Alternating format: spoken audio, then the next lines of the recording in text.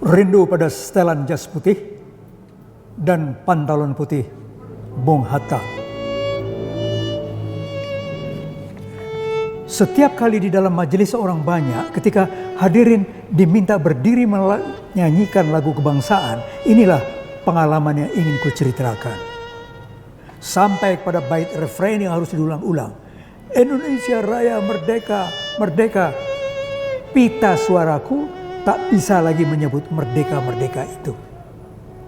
Mulutku terkatup bisu menyebut dua kata merdeka itu tidak mampu, dan rasa pedih menyayat dalam kalbuku. Seorang kemenakanku yang memperhatikan mulutku, belakangan dia bertanya karena ingin tahu.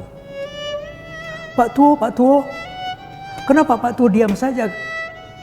Kenapa ketika sampai pada referen merdeka, merdeka, Pak Tuo tidak ikut nyanyi bersama? Aku tersenyum mendengar pengamatannya itu. Betul. Karena Pak Tuo sekarang tidak merasa betul-betul merdeka. Sebabnya, orang merdeka adalah orang yang tidak berhutang. Dan kalaupun berhutang mampu membayar hutangnya. Hutang Pak Tuo sekarang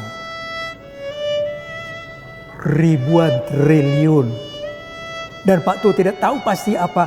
Tanganku, kakiku, alat-alatku bersih dan jujur mampu membayar hutangku. Kemenakanku itu 11 tahun umurnya berdiri bingung tak faham kata-kataku. Nah, kataku, dapur kita, rumah kita, kebun kita, pikiran kita, isi bumi kita dijajah oleh banyak negara. Kita masuk ke dalam masa kolonialisme baru, dan kalau dulu penjajah kita satu, kini penjajah kita banyak hitungannya. Kalau dulu kita punya harga diri, kini harga bangsa sudah digantung di kantor pegadaian dunia. Leher kita ulurkan untuk dibeli tali gantungan hutang. Pergelangan tangan kita serahkan untuk dijepit borgol pinjaman sampai akhir zaman. Kemenakanku itu 11 tahun umurnya berdiri bingung, tak faham kata-kataku. Di awal abad 21, pada suatu subuh pagi, aku berjalan kaki di bukit tinggi. Hampir tak ada kabut tercantum di leher Singgalang dan Marapi yang belum dilangkahi matahari. Lalu lintas kota kecil ini dapat dikatakan meski begitu sunyi. Menurun aku di Janjang Gadang, melangkah ke Mandi Angin, berhenti aku di depan rumah kelahiran Bung Hatta.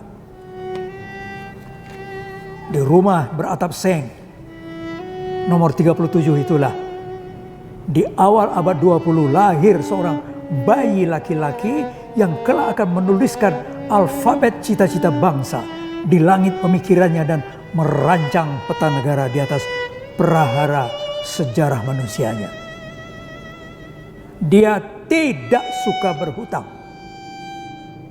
Sahabat karibnya Bung Karno kepada gergasi-gergasi dunia itu bahkan berteriak, masuklah kalian ke neraka dengan uang yang kalian samarkan dengan nama bantuan yang pada hakikatnya hutang itu.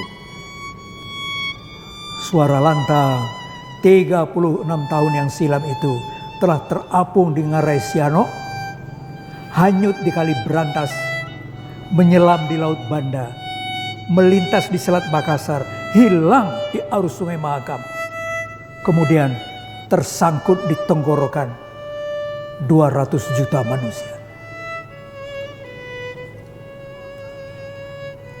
Jalan pagi-pagi aku di Bukit Tinggi. Aku merenung di depan rumah beratap seng di Mandi Angin nomor 37 itu. Yang di awal abad 20 lalu, tempat lahir seorang bayi laki-laki.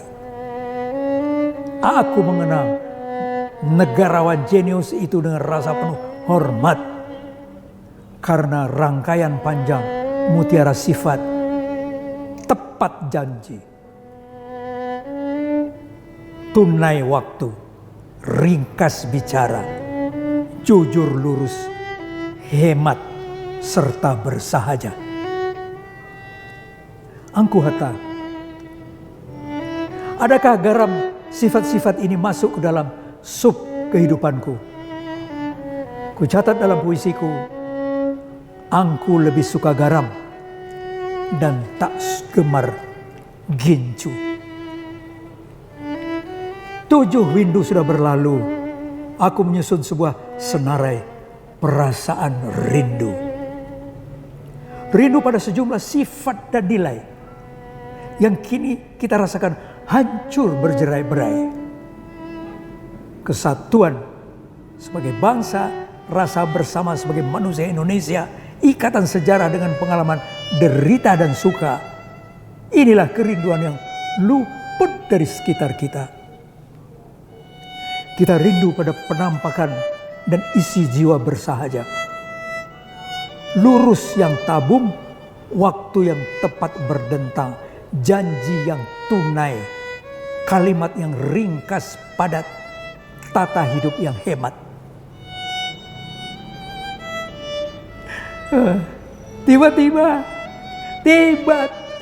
kita rindu pada Bung Hatta, pada setelan jas putih dan pantalon putihnya, simbol perlawanan pada desain hedonisme dunia. Tidak sudi berhutang, kesederhanaan yang berkilau gemilang. Kesederhanaan. Ternyata aku tidak bisa hidup bersahaja, terperangkap dalam kerangkeng baja materialisme, boros dan jauh dari hemat. Agenda serba bendaku ditentukan oleh merek 1000 produk impor, iklan televisi, dan gaya hidup imitasi. Bicara ringkas seperti Bung Hatta. Susah benar aku melisankan pikiran secara padat. Agaknya genetika Minang dalam rangkaian kromosomku mendiktekan sifat bicaraku yang suka berpanjang-panjang. Tapi Angku Hatta, bagaimana Angku bisa bicara ringkas dan padat?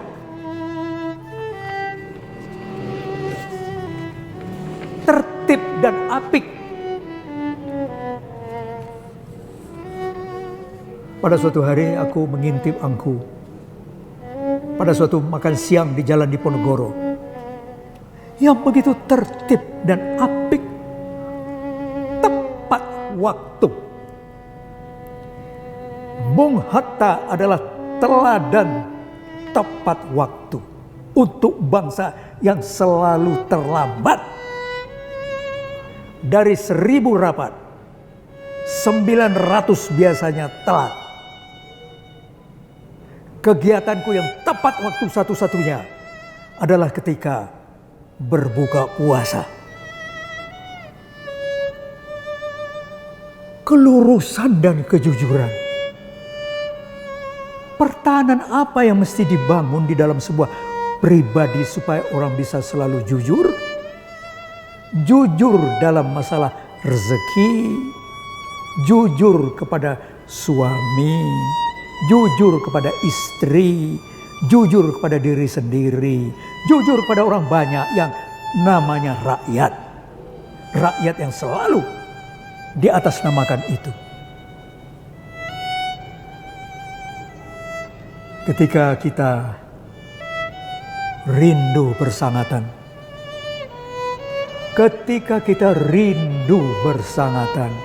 kepada sepasang jas putih dan pantalon putih itu, kita mohonkan kepada Tuhan, semoga nilai-nilai dan sifat-sifat luhur bangsa yang telah hancur berantakan kepada kita utuh dikembalikan. Rabbana, ya Allah, amin. 2001.